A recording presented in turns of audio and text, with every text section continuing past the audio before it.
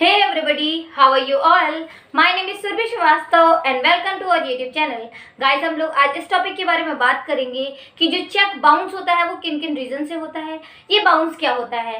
तो जब आप कोई चेक लेकर बैंक में जाते हैं और बैंक उसे एक्सेप्ट नहीं करती है, किसी रीजन से उसे डिसऑनर कर देती है, तो उसे ही हम बाउंस कहते हैं। और ये चेक बाउंस के क्या क्या रीजंस होते हैं, तो जैसे मैंने आपको एक चेक दिया और वो चेक लेकर आप बैंक गए और बैंक में पेमेंट के लिए आपने से अप्लाई किया और बैंक वाले ने उसे डिसऑनर कर दिया, उसे एक्सेप्ट नहीं किया, तो क्या उस चेक के डिसऑनर होने की गलती मेरी है? जी नहीं। कभी कभी ऐसा होता है कि जब चेक आपको काटी गई और उसकी वैलिडेशन जो 3 मंथ की होती है, आप उस 3 मंथ के बाद उसे बैंक पे लेने जाते हैं, जिस वजह से चेक डिसऑनर बता दिया जाता है। मेनली चेक डिसऑनर होने के 3 पॉइंट्स हो सकते हैं, जैसे कि मैंने अपने बैंक में स्टॉप पेमेंट लगा रखा है, मतलब मेरे अकाउंट से किसी को भी पेमेंट ना हो इसलिए मैंने स्टॉप पेमेंट लगा रखा है, या फिर मैंने आपको जो चेक काटी है उस बैंक में मेरा खाता बंद हो चुका है, इस वजह से आपका चेक डिसऑनर हो सकता है। और थर्ड इंपॉर्टेंट पॉइंट जो है, या फिर इनसफिशिएंट बैलेंस हो, जिस वजह से आपको जो पर्याप्त आपका पैसा है चेक में वो आपको नहीं मिल पा रहा है। तो ये 3 पॉइंट मेनली हो सकते हैं। और एक कॉमन पॉइंट है जो कि चेक में कुछ एरर हो जाता है, जैसे सिग्नेचर हो गया, या ऐसे बहुत से पॉइंट होते हैं, फिलिंग में गड़बड़ी हो जाती है, जिस वजह से चेक डिसऑनर हो जाता है। आज हम लोग समझते हैं कि चेक बाउंस के बाद का क्या प्रोसेस है, इसमें केस कैसे फाइल कर सकते हैं, इसमें क्या पनिशमेंट है, और जो नोटिस भेजनी रहती है वो कैसे भेज सकते हैं। तो आज इन सारे टॉपिक्स के बारे में डिस्कशन करेंगे। चलिए वीडियो स्टार्ट करते हैं। वीडियो स्टार्ट करने से पहले मेरे चैनल को सब्सक्राइब कर दें। सो गाइस, चेक डिसऑनर का मतलब समझते हैं। इसे एक एग्जाम्पल से समझें तो जैसे एक ए है और एक बी है। ए ने बी को चेक दिया और बी ने उस चेक को बैंक में लगाया, तो वो चेक डिसऑनर हो गया, मतलब बाउंस हो गया। तो ये जो डिसऑनर का मतलब होता है हम इसे समझेंगे। इंडिया में डिसऑनर ऑफ चेक को लेकर जो सारे प्रोविजंस दिए गए हैं उसे आज हम डिस्कस करेंगे। डिसऑनर ऑफ द चेक को नेगोशिएबल इंस्ट्रूमेंट एक्ट में स्पेसिफिकली सेक्शन 138 से लेके 142 के बीच में डिफाइन किया गया है। जो भी चेक डिसऑनर के प्रोविजंस है वो इस सेक्शंस में दिए गए हैं। तो समझेंगे कि ये जो चेक डिसऑनर का जो टॉपिक है वो कब इंसर्ट किया गया। तो चेक डिसऑनर का टॉपिक 1988 में इंसर्ट किया गया। इसे लाने का जो मेन मकसद था कि लोगों का चेक जैसी चीज़ों पर विश्वास बना रहे, वो चेक के थ्रू लेन देन कर सकें, क्योंकि आज के टाइम पे ये ऑनलाइन ट्रांजेक्शन्स बहुत हो रहे हैं और ऑनलाइन ट्रांजेक्शन की वजह से कुछ फ्रॉड भी होने के चांसेस होते हैं। लोग चेक काट कर दे देते हैं, चेक बाउंस हो जाता है। तो ये सारे फ्रॉड से बचने के लिए ये चेक बाउंस के लिए एक प्रोविजंस बनाए गए हैं। आज हम उन प्रोविजंस को समझेंगे ताकि लोग सेफ ट्रांजेक्शन कर सकें। तो जो मैंने आपको एग्जांपल बताया था कि ए ने बी को चेक दिया और बी ने उस चेक को बैंक में लगाया और वो बाउंस हो गया, तो बी इसके लिए क्या कर सकता है, मतलब बी के पास इसके लिए क्या प्रोविजंस हैं। तो सबसे पहले बी को यह ध्यान रखना है कि चेक की वैलिडिटी जो है केवल 3 मंथ के लिए होती है। अगर बैंक 3 मंथ के अंदर अंदर आपने मतलब नहीं डिपॉजिट किया है जो चेक है, तो वो चेक बाउंस वैसे भी हो सकता है। अगर आपने 3 मंथ के अंदर अंदर ही चेक लगा दिया, उसके बाद भी बाउंस हो गया है, तो बी उसके लिए क्या कर सकती है। उससे पहले हम समझते हैं कि चेक डिसऑनर के कौन कौन से कारण हो सकते हैं। तो वैसे चेक डिसऑनर के 3 मेन कारण हो सकते हैं।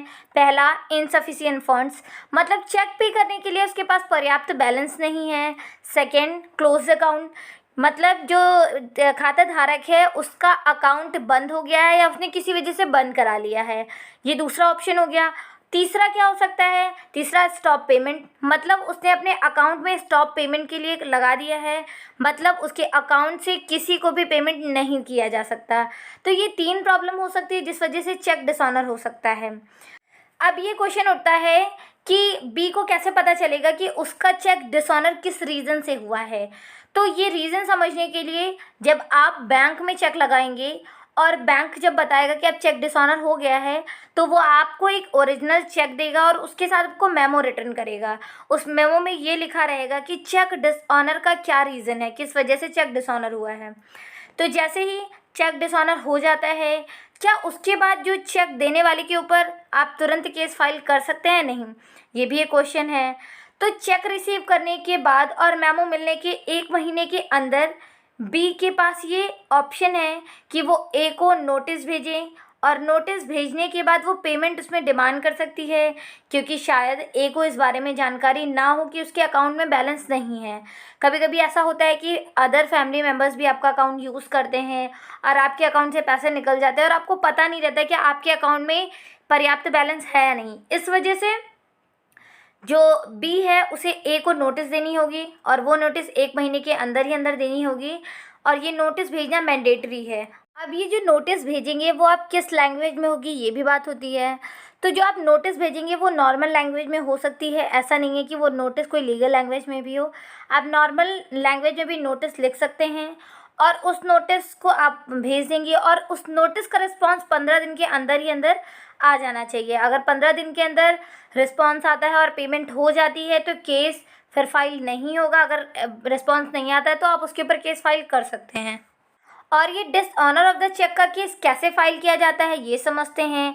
किस सेक्शन में फाइल किया जाता है और इसके अंदर कौन से डॉक्यूमेंट्स लगते हैं, ये सारी बात समझेंगे। तो ये जो डिसऑनर ऑफ द चेक का केस फाइल किया जाता है वो सेक्शन 138 के अंडर में फाइल किया जाता है और ये केस हमेशा जुडिशियल मजिस्ट्रेट या मेट्रोपॉलिटन मजिस्ट्रेट के समक्ष रजिस्टर किया जाएगा। और इसको रजिस्टर करने के लिए जो भी डॉक्यूमेंट्स लगते हैं वो हैं, जैसे चेक जो बाउंस हुआ है उसकी ओरिजिनल चेक लगेगी, रिटन मेमो जो आपको मिला था जिसमें ये लिख कर दिया गया था कि चेक बाउंस होने का क्या रीज़न है, और जो तीसरा डॉक्यूमेंट है वो है डिमांड नोटिस जो आपने ए को भेजा था जिस पे वो लिख कर दिया गया था कि 15 दिन के अंदर आपको इसका पेमेंट करना होगा, करना ज़रूरी है। और जो थर्ड जो डॉक्यूमेंट है वो है पोस्टल रिसिप्ट भी होना ज़रूरी है। ये सारे डॉक्यूमेंट्स चेक डिसऑनर की केस फाइल करने के लिए लगते हैं, बहुत ही ज़रूरी होते हैं। मतलब चेक डिसऑनर का केस फाइल करने के लिए ये सारे डॉक्यूमेंट्स लगेंगे। अभी ये समझते हैं कि चेक डिसऑनर जो होता है वो एक क्रिमिनल केसेस है या फिर सिविल केस है। तो चेक डिसऑनर एक क्रिमिनल केस में आता है और इसकी जो पनिशमेंट है वो 2 साल का इम्प्रिजनमेंट है या फिर जितना अमाउंट का चेक जो है डिसऑनर हुआ है उसका डबल अमाउंट पे करना पड़ेगा, उसको 2 गुना पैसा पेमेंट के रूप में दिया जाएगा। तो ये तो चेक डिसऑनर की पनिशमेंट हो गई। और एक टॉपिक और समझ लेते हैं, क्योंकि चेक डिसऑनर के से रिलेटेड एक केस था जो कि था विनय देवन्ना का, जो सुप्रीम कोर्ट का केस था। इसमें बताया गया था कि अगर चेक डिसऑनर हो गई है और 15 दिन के अंदर आपको पेमेंट मिल गई है, चेक डिसऑनर होने के बाद जो आपने नोटिस भेजी थी उसके बाद पेमेंट आपको मिल गई है, तो इसमें कोई भी केस नहीं बनेगा। अगर कोई केस फाइल किया गया है तो वो केस भी बंद हो जाएगा। तो गाइज ये रहे सारे टॉपिक्स जो चेक डिसऑनर के थे। सो गाइज होप सो आपको पता चल गया होगा कि चेक बाउंस के बाद का क्या प्रोसेस है, केस फाइलिंग का क्या प्रोसेस है, प्लस इसमें क्या पनिशमेंट है। ये सारे टॉपिक्स आपको क्लियर हो गए होंगे। टॉपिक्स के बीच में कहीं कोई भी कंफ्यूज हो ना, आप हमसे कमेंट सेक्शन में पूछ लेते हैं। अगर आपको मेरा वीडियो पसंद आया है तो लाइक कमेंट सब्सक्राइब जरूर कर दें। Thanks for watching.